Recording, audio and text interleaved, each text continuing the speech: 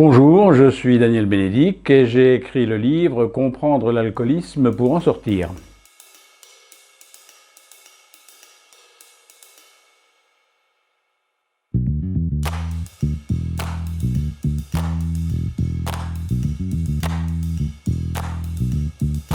Je suis un ancien buveur, effectivement, et j'ai arrêté de boire il y a maintenant 12 ans et demi, et depuis 12 ans et demi, je n'ai pas bu une seule goutte d'alcool.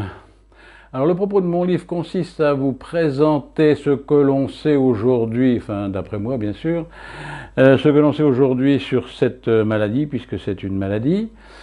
Donc dans mon livre, il y a environ 120 concepts connus aujourd'hui sur ce problème. Il y a également des anecdotes de ma vie personnelle pour essayer d'aérer un petit peu le propos un peu théorique. Bien, alors quel est le problème de l'alcool en France? C'est très simple. Il faut tout d'abord distinguer entre la dépendance alcoolique et les buveurs excessifs. Bon, les buveurs excessifs peuvent s'arrêter quand ils veulent. Et le problème de la dépendance, c'est que lorsqu'on est dépendant, on ne peut plus s'arrêter. À ce moment-là, c'est l'alcool qui commande et qui vous commande de reconsommer comme le tabac, comme toutes les drogues, l'héroïne, le crack et tout ce que vous voulez. Aujourd'hui en France, il y a environ 2 millions de buveurs dépendants, c'est-à-dire 3% de la population. Ce problème fait aujourd'hui environ 49 000 morts par an, ce qui est quand même énorme. Alors le problème de la dépendance à l'alcool est connu depuis longtemps, il est connu depuis Caton l'Ancien. Alors je m'excuse, je ne sais plus s'il est romain ou grec celui-là, mais enfin bref.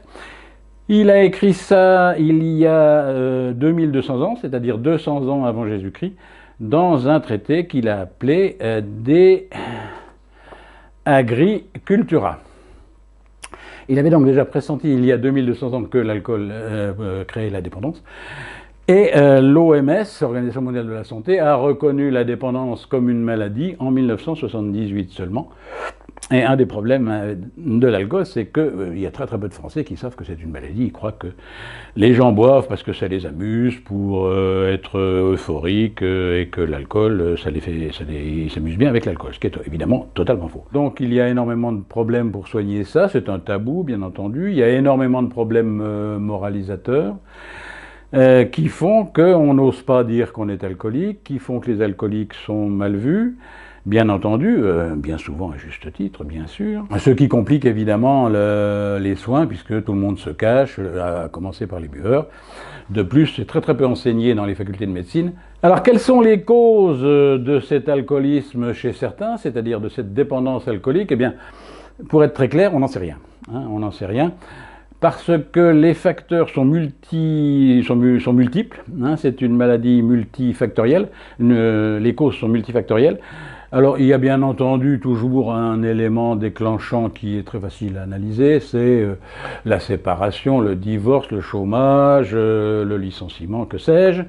Mais tous les gens qui divorcent, qui sont chômeurs, ne deviennent pas alcooliques, il y en a très peu. Et donc qu'est-ce qui fait que certains deviennent alcooliques et d'autres pas? Ça on ne le sait pas. Et évidemment, ça n'est pas du tout parce que ceux-là sont plus faibles que les autres. Alors quelles sont les caractéristiques de cette maladie? Eh bien, nous allons commencer par les caractéristiques communes à tous les buveurs. Eh bien la réponse est très simple, il n'y en a quasiment pas. Il n'y en a pas, on en a trouvé deux. C'est le déni, c'est-à-dire que quand vous êtes buveur, vous refusez d'admettre que vous êtes buveur. Moi, par exemple, j'ai été traité 8 ans pour soigner cette maladie. Au bout de 8 ans, je me suis arrêté du jour au lendemain sans qu'on sache vraiment bien pourquoi. En fait, c'est parce que tout le travail psychologique que j'avais fait avant. Mais j'ai nié être alcoolique sur les 8 ans, au moins 7 ans et demi, quoi. J'ai arrêté de nier 3 mois à peu près avant d'arrêter. Bon, c'est le déni, et ensuite ça change l'humeur des gens, bien entendu. Mais contrairement à ce qu'on pense, ça ne se traduit pas toujours par de l'agressivité. Mais ça peut aussi se traduire par une plus grande passivité ou un plus grand calme. Ça a été mon cas d'ailleurs, moi j'étais pas agressif. Donc les caractéristiques communes, disons qu'il n'y en a pas. Quelle est la différence entre les hommes et les femmes? Même réponse, il n'y en a pas. sauf une, c'est-à-dire que les femmes résistent beaucoup moins bien à l'alcool que les hommes, c'est-à-dire que les maladies qui sont générées par cet abus d'alcool sont beaucoup plus rapides chez les femmes que chez les hommes. Les hommes résistent presque, pour simplifier, presque 2 fois plus. Comment arrête-t-on? Bien, là aussi, et là non plus, je dirais malheureusement, on ne sait pas faire la différence entre ceux qui réussissent à s'arrêter et ceux qui ne réussissent pas. C'est-à-dire que pour un échantillon de buveurs soignés dans le même établissement hospitalier, certains s'arrêtent, d'autres continuent même jusqu'à la mort, puisqu'il y a 49 000 morts, n'oublions pas. Et on ne sait pas faire la différence entre ceux qui s'arrêtent et ceux qui ne s'arrêtent pas. Moi, j'ai fait très longtemps partie de groupes de parole pour accompagner les buveurs quand je ne buvais plus. Et on n'a jamais trouvé de réponse avec mes petits camarades abstinents. Bien, alors il y a des méthodes dans les établissements hospitaliers, bien entendu. Moi, dans celui qui m'a traité, je décris la 15 méthodes. Donc vous pourrez les consulter en lisant le livre. Évidemment, parmi les méthodes les plus courantes, vous avez la cure de sevrage, vous avez les groupes de parole et vous avez les consultations avec un ou une psychologue. Moi, j'avais une psychologue. L'alcool est également générateur de nombreuses maladies mortelles. J'ai détecté 16 causes de maladies mortelles liées à l'alcool. Il y a tous les cancers de la tuyauterie, bien entendu. Il y a les crises de pancréatite, les crises de varices œsophagiennes, je vous en passe. Il y a évidemment la cirrhose, mais contrairement à ce qu'on pense, la cirrhose n'est qu'une des causes parmi 16.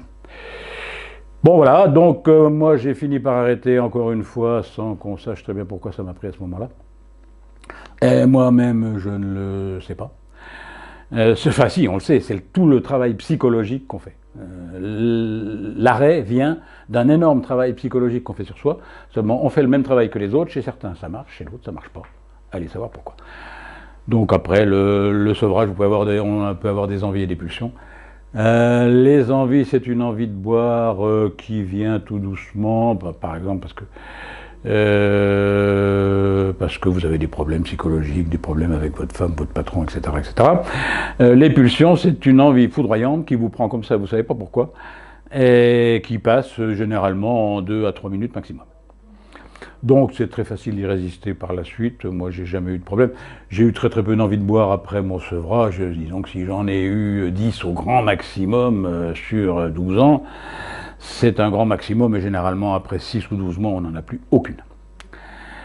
Voilà ce qu'on peut dire. Ma foi, je vous explique tout ça dans ce livre. Ce livre ne vous exonère pas de consulter des services spécialisés, parce que c'est pas en lisant un livre, malheureusement, qu'on arrête. Si c'était le cas, ça se saurait. Mais ça vous dit comment ça fonctionne, et ensuite, consultez votre service d'alcoolologie préféré le plus proche. Voilà.